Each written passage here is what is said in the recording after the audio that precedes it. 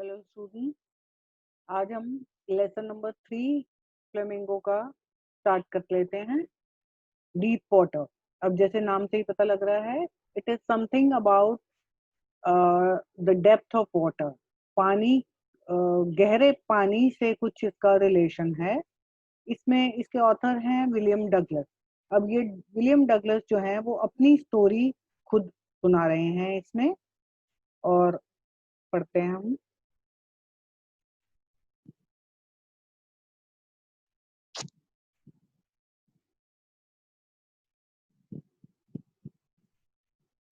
It had happened when I was 10 or 11 years old. I had decided to learn to swim. There was a pool at the YMCA in Yakima that offered exactly the opportunity. The Yakima River was treacherous. Mother continually warned against it and kept fresh in my mind the details of each drowning in the river. But the YMCA pool was safe. It was only 2 or 3 feet deep at the shallow end, and while it was 9 feet deep at the other, the drop was gradual. अब वो कह रहे हैं, ये तब की story है जब वो 10 या 11 साल का था डगलस, और उसने स्विमिंग सीखने का डिसाइड किया। और वो स्विमिंग सीखने के लिए YMCA का एक क्लब था याकिमा में, वहां पर एक पूल में वहां सीखने का उसने डिसाइड किया। अब क्लब में क्यों सीखने का डिसाइड किया? क्योंकि जो वहां रिवर थी, याकिमा में जो रिवर थी, दैट वाज ट्रेचरस। ट्रेचरस मतलब कि जो अनप्रिडिक्टेबल थी, डेंजरस यू कैन से, कि कुछ कह नहीं सकते थे उसके बारे में, कभी भी उसमें तूफान आ सकता था। तो उसकी मदर जो थी वो हमेशा उस रिवर में जाने से मना करती थी। लेकिन जो पूल था YMCA क्लब में वो सेफ था। वो जो कम गहरा, शैलो, शैलो मीन्स कम गहरा, कम गहरा जो किनारा था उसका, वहां पर 2 या 3 फीट गहराई थी उसकी। और जहां पर पूरा डीप था, वहां पर उसकी गहराई 9 फीट थी। तो एक तरफ 2 या 3 फीट और दूसरी तरफ 9 फीट की गहराई थी। और गहराई जो थी वो धीरे धीरे बढ़ती थी, तो वहां पर वो सेफ था सीखने के लिए। I got a pair of water wings and went to the pool. I hated to walk naked into it and show my skinny legs, but I subdued my pride and did it. अब उसने वहां decide किया। और वो बहुत पतला दुबला था, उसकी टांगे बहुत पतली दुबली थी, इसलिए उसको कपड़े उतार कर पूल में जाने में शर्म आती थी। लेकिन फिर भी क्योंकि उसने डिसाइड किया था मैं स्विमिंग सीखूंगा, तो वो चला गया। From the beginning, however, I had an aversion to the water when I was in it. Aversion का मतलब होता है dislike, मतलब नफरत कह सकते हो, घृणा। तो शुरू से ही उसको पानी में जाने से घृणा थी, डर भी लगता था। अब क्यों डर लगता था वो अब बता रहा है। This started when I was 3 or 4 years old and father took me to the beach in California. He and I stood together in the surf. I hung on to him, yet the waves knocked me down and swept over me. I was buried in water, my breath was gone, I was frightened. Father laughed, but there was terror in my heart at the overpowering force of the waves. अब वो कह रहा है कि जब मैं 3 या 4 साल का था, छोटा, तो फादर के साथ एक बीच पर गया था कैलिफोर्निया में। और वहां पर हम कम पानी में, लहरों में खड़े हुए थे, और फादर के साथ ही खड़ा था हालांकि। फिर भी एक बड़ी सी लहर आई और वो उसने उसे डुबो दिया। तो डगलस जो था वो पूरी तरह उस लहर में डूब गया, और एकदम से उसका सांस रुक गया। तो वो बहुत ही ज्यादा डर गया, और वो डर उसके मन में रह गया। My introduction to the YMCA swimming pool revived unpleasant memories and stirred childish fears. But in a little while, I gathered confidence. I paddled with my new water wings, watching the other boys and trying to learn by aping them. I did this 2 or 3 times on different days and was just beginning to feel at ease in the water when the misadventure happened. अब वो कह रहा है कि जब pool में मैं शुरू में गया सीखने के लिए, तो फिर से वही बचपन का जो डर था वो दोबारा से आया। लेकिन फिर भी मैंने कॉन्फिडेंस गेन किया और अपने वाटर विंग्स पहनकर दूसरे लड़कों को देखते हुए, उनकी नकल करते हुए, एपिंग का मतलब होता है नकल करना, उनकी नकल करते हुए कोशिश करी और फिर मेरे को थोड़ा-सा कम्फर्ट फ़ील होने लगा था पानी में, जब ये मिस एडवेंचर हो गया। मिस एडवेंचर मतलब दुर्घटना। एक और दुर्घटना हो गई उसके साथ, अब वो क्या है? I went to the pool when no one else was there. The place was quiet, the water was still, and the tile bottom was as white and clean as a bathtub. I was timid about going in alone, so I sat on the side of the pool to wait for others. एक दिन की बात है, जब वो गया pool में तो कोई भी लड़का नहीं आया हुआ था, सब शांत था और उसे डर लग रहा था अकेले जाने में। टिमिड टिमिड मीन्स डरना। तो साइड में वो पूल के बैठ गया कि जब तक और लड़के आ जाते हैं। I had not been there long when in came a big bruiser of a boy, probably 18 years old. He had thick hair on his chest. He was a beautiful physical specimen with legs and arms that showed rippling muscles. He yelled, "Hi, skinny. How would you like to be ducked?" अब जब तक वो बैठा था अकेला, इतने में क्या हुआ, एक बड़ा-सा लड़का 18 करीब 18 साल का लड़का वहाँ पर आ गया और वो बहुत तगड़ा लड़का था, ऊँचा लंबा तगड़ा लड़का था और आते ही उसने चिल्लाकर उसको बोला, हाय स्किनी, स्किनी, तो उसको पतलू कह के उसे बुलाया कि हाय पतलू, तुम कैसे डूबना पसंद करोगे? डक्ड मीन्स कैसे डूबना पसंद करोगे? With that, he picked me up and tossed me into the deep end. I landed in a sitting position, swallowed water, and went at once to the bottom. I was frightened, but not yet frightened out of my wits. On the way down, I planned, when my feet hit the bottom, I would make a big jump, come to the surface, lie flat on it, and paddle to the edge of the pool. अब ये कहते ही उस लड़के ने क्या किया, उसके Douglas को उठाया और उसे जो पूल की गहरी वाली साइड थी, 9 फीट वाली साइड, उसमें फेंक दिया और डगलस जो था वो वहां पर सिटिंग पोजीशन में, बैठने की पोजीशन में गिरा। एकदम से अंदर पानी निकल गया और इमीडिएटली डीप उसमें अंदर चला गया, पूल के अंदर डूब गया।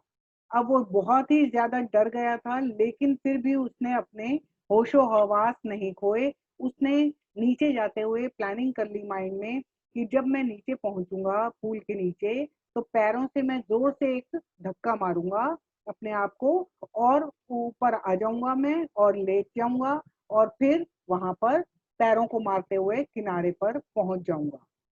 It seemed a long way down. Those 9 feet were more like 90, and before I touched bottom, my lungs were ready to burst. But when my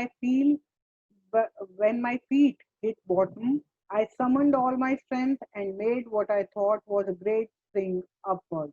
अब उसने जो सोचा था वैसा हुआ नहीं, क्योंकि वो जो 9 फीट नीचे जा रहा था वो ऐसा लग रहा था जैसे 90 फीट हो, क्योंकि वो धीरे-धीरे नीचे जा रहा था। और जब तक वो नीचे तक पहुँचा, उसके जो फेफड़े थे, उसके लंग्स जो थे, उनमें इतना पानी भर गया था कि वो फटने को तैयार थे। लेकिन फिर भी जब वो नीचे पहुँचा तो उसने अपनी जितनी भी ताकत थी, उस पूरी ताकत से उसने अपने आप को एक ऊपर की तरफ धक्का लगाया। I imagined I would walk to the surface like a cork, instead I came up slowly. अब उसने सोचा था कि मैं एकदम से झटके से ऊपर आ जाऊँगा, जैसे कॉर्क या रबड़ का टुकड़ा जो है वो पानी में आ जाता है ऊपर, लेकिन ऐसा नहीं हुआ, वो धीरे-धीरे ऊपर आया। I opened my eyes and saw nothing but water, water that had a dirty yellow tinge to it. I grew panicky. I reached up as if to grab a rope, and my hands clutched only at water. I was suffocating. I tried to yell, but no sound came out. Then my eyes and nose came out of the water, but not my mouth.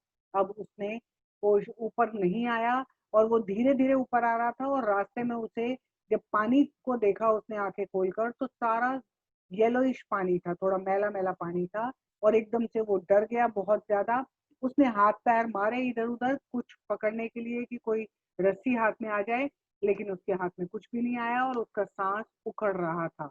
वो चिल्लाने की कोशिश करी उसने, लेकिन कोई भी आवाज़ उसके गले से निकली नहीं। इतनी देर में वो ऊपर आ गया पानी में, उसकी आँखें और नाक बाहर आ गया पानी से, लेकिन मुँह उसका अभी भी पानी के अंदर ही था। I flailed at the surface of the water, swallowed and choked. अब वो जब सरफेस पे आया तो फ्लेल करने लगा. फ्लेल मीन्स हाथ पैर मारने लगा वो पानी पर, और फिर से अंदर पानी निकल गया, और चोक चोक मतलब सांस रुक गया उसका. I tried to bring my legs up, but they hung as dead weights, paralyzed and rigid. A great force was pulling me under. I screamed, but only the water heard me. I had started on the long journey back to the bottom of the pool. अब वो उसने कोशिश करी कि मेरी टांगे भी ऊपर आ जाएं, लेकिन उसकी टांगे इतनी पैरालाइज्ड मतलब नम सुन्न हो चुकी थी, और इतनी सख्त हो चुकी थी, इतनी भारी हो चुकी थी, ऐसा लग रहा था जैसे एक कोई ताकत जो थी उसको नीचे की तरफ खींच रही थी. वो चिल्लाया, लेकिन किसी ने आवाज नहीं सुनी उसकी, क्योंकि वो पानी के अंदर ही था, उसका मुंह पानी के अंदर ही था, और फिर से वो दोबारा से अंदर जाने लगा. I struck at the water as I went down, expending my strength as one in a nightmare fights an irresistible force. I had lost all my breath, my lungs ached, my head throbbed, I was getting dizzy, but I remembered the strategy. I would spring from the bottom of the pool and come like a cork to the surface. I would lie flat on the water, strike out with my arms, and crash with my legs. Then I would get to the edge of the pool and be safe. अब दोबारा से वो जब नीचे जाने लगा, उसके फेफड़ों में दर्द होने लगी, सर घूम रहा था उसका, चक्कर आ रहे थे उसे, लेकिन फिर भी उसके दिमाग में वही प्लानिंग चल रही थी कि मैं जैसे ही नीचे पहुंचूंगा, जोर से धक्का मारूंगा, ऊपर आ जाऊंगा, ऊपर आकर और एकदम से तैरता हुआ मैं किनारे पर पहुंच जाऊंगा. तो होश नहीं खो रहा था वो, हिम्मत खत्म हो रही थी उसकी, लेकिन फिर भी प्रेजेंस ऑफ माइंड उसने नहीं खोया. I went down, down endlessly. I opened my eyes, nothing but water with a yellow glow, dark water that one could not see through. अब नीचे ही जाते हुए उसे पानी ही पानी नजर आ रहा था. And then sheer stark terror seized me. Terror that knows no understanding, terror that knows no control, terror that no one can understand who has not experienced it. I was shrieking underwater. I was paralyzed underwater, stiff, rigid with fear. Even the screams in my throat were frozen. Only my heart and the pounding in my head said that I was still alive. और उसके बाद अचानक से उसे बहुत ही ज़्यादा एकदम से डर उसके मन में बैठ गया, और वो डर जो उसके कंट्रोल से बाहर था, वो चिल्ला रहा था पानी के अंदर, सुन्न होता जा रहा था, उसकी बॉडी सुन्न होती जा रही थी, और गले में आवाज़ बंद हो रही थी. सिर्फ उसका दिल जो था वो ज़ोर-ज़ोर से धड़क रहा था, और सर में ऐसा लग रहा था जैसे हथौड़े बज रहे हैं. उसी से पता लग रहा था कि वो ज़िंदा है. And then in the midst of the terror came a touch of reason. I must remember to jump when I hit the bottom. At last I felt the tiles under me, my toes reached out as if to grab them. I jumped with everything I had. लेकिन फिर भी इस सब के बीच में फिर से उसे याद आया कि मुझे नीचे पहुंचते ही ऊपर की ओर धक्का मारना है. But the jump made no difference. The water was still around me. I looked for ropes, ladders, water wings, nothing but water.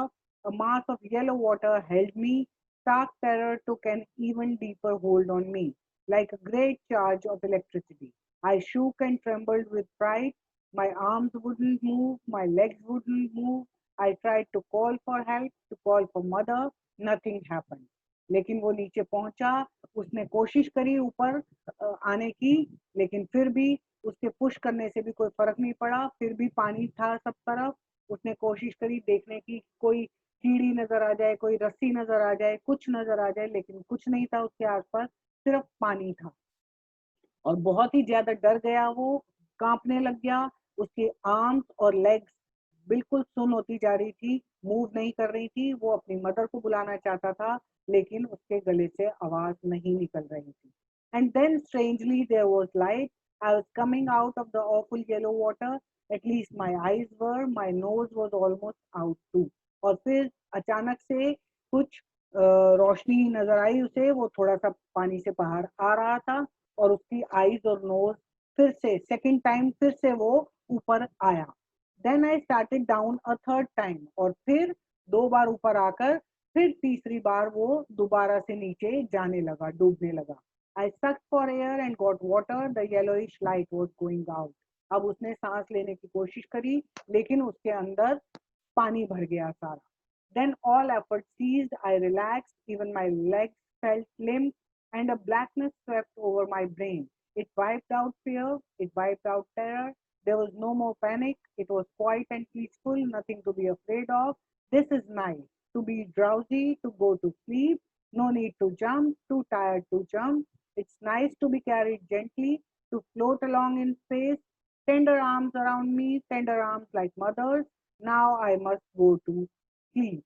अब अचानक से क्या हुआ, उसका माइंड रिलैक्स हो गया, हाथ पैर ढीले पड़ गए और उसे अजीब सी फीलिंग आने लगी, बड़ी शांत सी फीलिंग आने लग गई कि ये सही है कि मैं अब नींद में जा रहा हूँ, सो रहा हूँ और मैं फ्लोट कर रहा हूँ जैसे स्पेस में, जैसे खाली स्थान में तैर रहा हूँ। I cross to oblivion and the curtain of life fell. अब क्या हुआ, वो बेहोश हो गया और उसे लगा कि उसकी जिंदगी खत्म हो गई है। The next I remember, I was lying on my stomach beside the pool, vomiting. The chap that threw me in was saying, but I was only fooling. Someone said, the kid nearly died. Be all right now. Let's carry him to the locker room. अब जब उसे होश आया तो वो किनारे पर था, उल्टा लेटा हुआ था और मुंह से उसके पानी निकल रहा था, वॉमिट कर रहा था वो। और जिस लड़के ने उसे फेंका था वो सफाइयां दे रहा था सबको कि मैं तो सिर्फ मजाक कर रहा था, लेकिन बाकी लोग कह रहे थे कि वो लड़का मर जाता और चलो इसे उठाकर अंदर ले जाओ। Several hours later, I walked home. I was weak and trembling. I shook and cried when I lay on my bed. I couldn't eat that night. For days, a haunting fear was in my heart. The slightest exertion upset me, making me wobbly in the eyes, in the knees, and sick to my stomach. अब कई घंटों बाद वो अपने घर जा सका और जब घर पहुंच गया वो, तब भी वो बहुत वीकनेस फील कर रहा था और ट्रेम्बलिंग, ही वाज ट्रेम्बलिंग मतलब कांप रहा था वो। जब अपने बेड पर लेटा तो वो बहुत ही ज़्यादा डरा हुआ था और रो रहा था। उस रात वो खाना नहीं खा पाया और कई दिनों तक उसके मन में वो डर बैठा रहा और थोड़ी-सी भी वो कुछ भी काम करता था, चलता-फिरता था, तो वो थक जाता था और उसकी टाँगें काँपने लग जाती थी और उसका पेट बहुत जल्दी-जल्दी अपसेट हो जाता था, क्योंकि वो इतना गंदा पानी पी चुका था कि उसका पेट खराब हो जाता था बार-बार। I never went back to the pool. I feared water. I avoided it whenever I could. अब उसके बाद फिर से उसके मन में इतना डर बैठ गया कि वापस वो पूल में कभी नहीं गया। पानी से उसे डर लगने लगा और पानी की हर चीज को वो अवॉइड करता था। A few years later, when I came to know the waters of the Cascades, I wanted to get into them. Cascades फिर से एक नदी का नाम है। And whenever I did, whether I was wading the Titan or bumping river or bathing in warm lake of the Goat Rock, the terror that had seized me in the pool would come back. It would take possession of me completely. My legs would become paralyzed. Icy horror would grab my heart. अब वो कह रहा है कुछ सालों बाद जब भी मैं कभी किसी नदी में किसी या फिर लेक में कहीं भी जाता था पानी के किनारे पर, वही वाला डर मुझे वापस आ जाता था मेरे दिमाग में और मेरी टांगें जो थी वो बिल्कुल सुन्न पड़ जाती थी पानी को टच करते ही और डर मन में बहुत ज़्यादा बैठा हुआ था। This handicap stayed with me as the years rolled by. In canoes on main lake, fishing for landlocked salmon, bass fishing in New Hampshire, trout fishing on the Deschutes and Metolius in Oregon, fishing for salmon on the Columbia at Bumping Lake in the Cascades.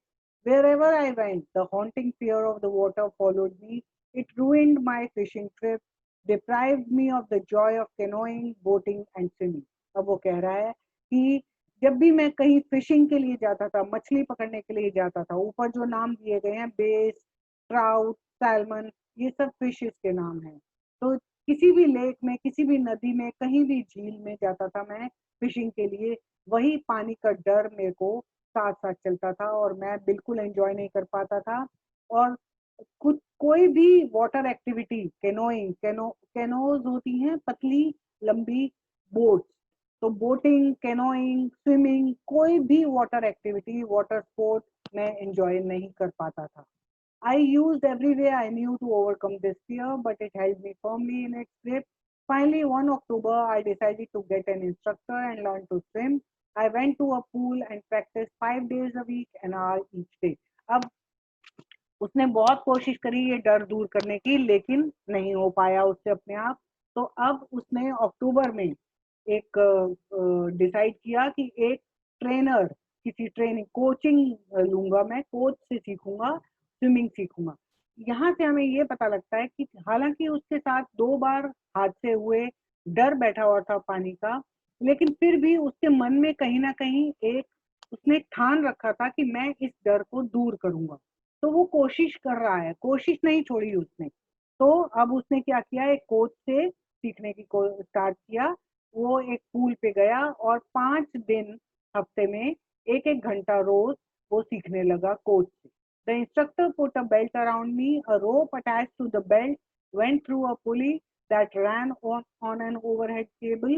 He held on to the end of the rope and we went back and forth across the pool, hour after hour, day after day, week after week. अब सबसे पहला काम coach ने ये किया कि उसके कमर में एक बेल्ट लगा दी और उससे एक रस्सी बांध दी, और वो बेल्ट लगाकर रस्सी से बंधे हुए वो पूरे पूल में आगे पीछे एक एक घंटा प्रैक्टिस करता था, सिर्फ डर निकालने के लिए। On each trip across the pool a bit of the panic seized me. अब दोबारा से उसे डर आता था पानी में उतरते ही, लेकिन फिर भी उसने हिम्मत नहीं छोड़ी।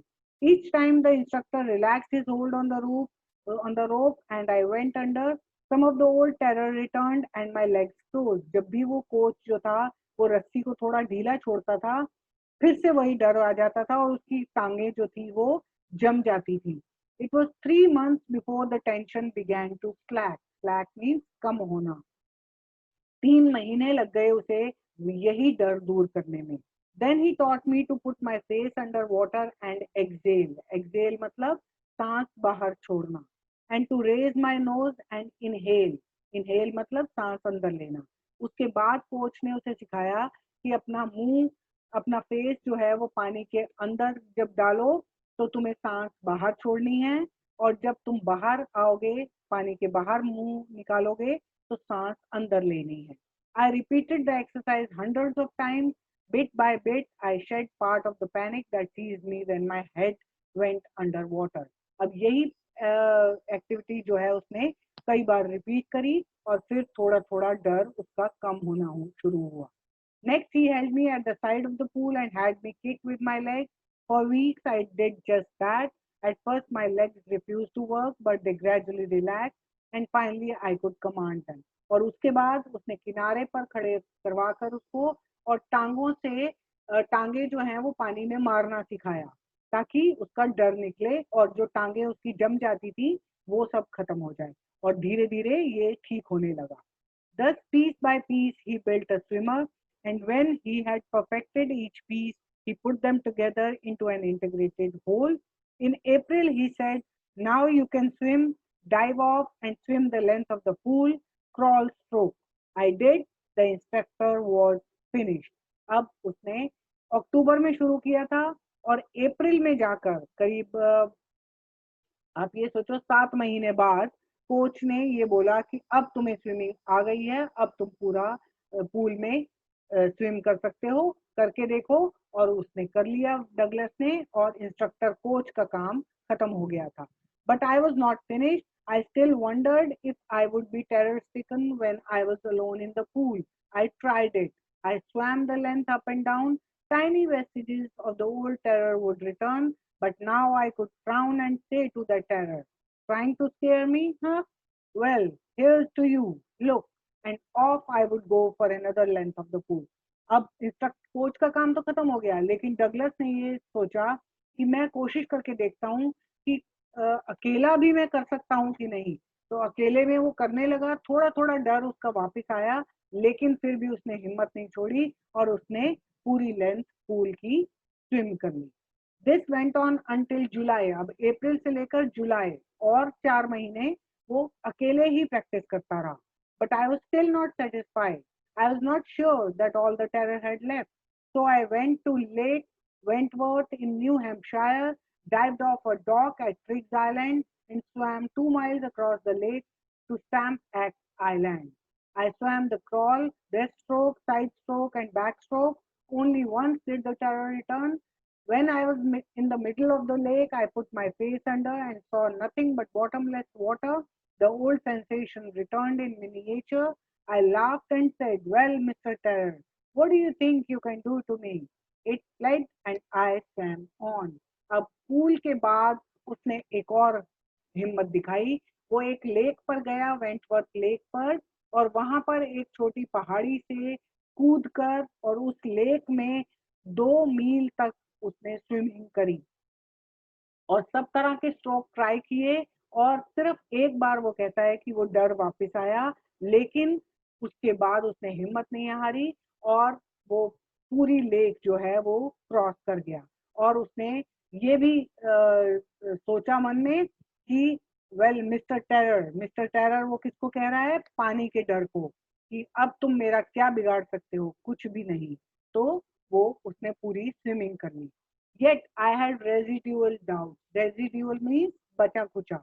कुछ उसको अभी भी बचा कुचा शक था थोड़ा सा कि कहीं डर वापस ना आ जाए। तो अगली बार उसने क्या किया? At my first opportunity, I hurried west, went up the Titan to Conrad Meadows, up the Conrad Creek Trail to Mead Glacier, and camped in the high meadow by the side of the warm lake. The next morning, I stripped, dived into the lake, and swam across to the other shore and back, just as Duke or Peron used to do. I shouted with joy, and Gilbert Peak returned the echo. I had conquered my fear of water. अब उसके बाद अगला क्या किया उसने? जो river थी Titan, वहां तक गया वो। उसके पास ही एक मैदान था, मेडोज, और उस पर चढ़कर और ऊपर छोटी एक ग्लेशियर था, वहां पर खड़ा हो गया और वहां से कूदकर उसने अगले सुबह और वहां पर डाइव किया लेक में। और पूरा जो लेंथ थी उसकी लेक की, वो स्विमिंग करके और वापस आया, जिस तरह से कोई एक डू कॉर्पोरन कोई फेमस स्विमर था वो किया करता था। और उसने पूरा रिवर की भी अब स्विमिंग कर ली और फिर वो खुशी से चिल्लाया और वहां पर जो पहाड़ी थी उसमें उसकी आवाज गूंज रही थी। तो फाइनली उस वो कहता है, I had conquered my fear of water, कि मैंने जीत पा ली। कॉन्कर्ड मीन्स जीत पाना, ओवरकम करना, और अपने डर से, पानी के डर से जीत पा ली मैंने। The experience had a deep meaning for me, as only those who have known stark terror and conquered it can appreciate.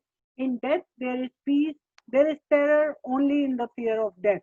As Roosevelt knew when he said, all we have to fear is fear itself. अब वो कह रहा है कि डर तब तक होता है जब तक आप मरने से डरते हो। जब तक आपको डेथ का फियर होता है, तभी तक आप डरते हो।